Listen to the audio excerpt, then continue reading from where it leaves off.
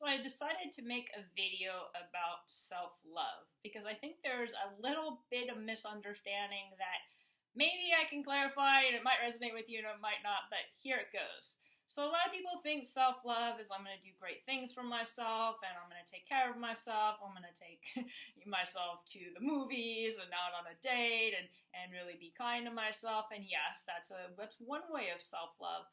But self-love is also being honest with ourselves and knowing when we're really not honoring ourselves, because a lot of times like, oh, I'm loving myself, I'm just going to accept what I'm doing, which is fine because of course the first part is just loving who we are.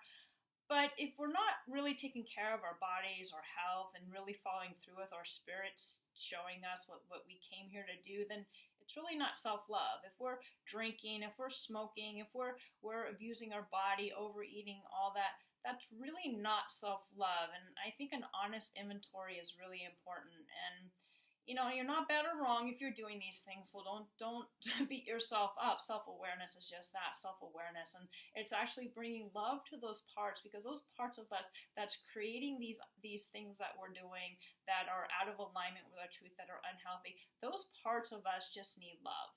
And when we love those parts of us, then we'll actually automatically start acting in more healthy ways. And what happened for me, I was in and out of hospitals and treatment centers for over 23 years with anorexia. And they just focused on the symptom. And what they did was they put weight on me, and then every time I came back out in the world, I lost weight. And it was just this constant battle within, and it had nothing to do with the weight. A lot of people think like, oh, I'm going to lose weight, so I'm going to focus on the weight. Well, it's actually our mental, it's our attitude, it's what's going on deep inside, that our bodies kind of are either putting weight on to protect ourselves, or for me, I lost weight to protect myself. It was the opposite side of the same coin. If we don't understand what's going on deep inside, and we're just taking care of the symptom, which a lot of the medical field does, it's like you'll go in for surgery and remove the symptom without understanding the underlying cause that's creating the symptom. Most often another symptom will come, or a challenge will come, or something else will happen, because our bodies are getting our attention. So our psyche is saying, hey, you know what? I need your attention here. I need you to understand what's going on inside so I can help you. Our psyches want to help us. They want to help us move into the truth of the core of our being. So many times we're living in our conditioning. So many times we're living in our hurts and wounds. So many times we're looking for love out there in people, places, things, and situations. And our inner being say, hey, come back home. Come back to center. I want you to feel you. It's really hard to feel ourselves when our energy is out there.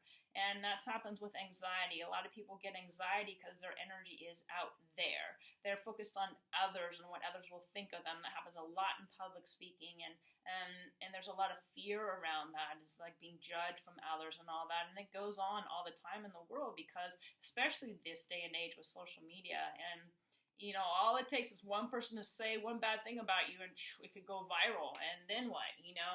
It's really hard for a human being to say, you know what, I'm going to stay in my truth. I'm going to speak from where I'm at on my journey, and I'm going to just share from my heart, from my soul, and let that go out there. And this is what I do today. And you know what? Not everybody agrees, and some people do, and that's great. It's not about agreeing. It's just about, hey, you know what? I'm just honoring the energy that wants to flow through me, and I invite you to do the same. I invite you to love yourself. Be honest with yourself. Self-love is being honest with yourself. It is loving yourself, but it's also noticing where you're limiting yourself, where you're not honoring the fullness of who you are, where you're not allowing yourself to take steps towards your heartfelt dreams, where you're abusing yourself and your body. Trust me, I've been through all this, so I get it, and it's so important. Honesty, I say honesty is sexy, but honesty is sexy for you. It's not for sexy for everybody else. It's sexy for you, so you can move into the truth at the core of your being, and so you can be more happy and free as you move along this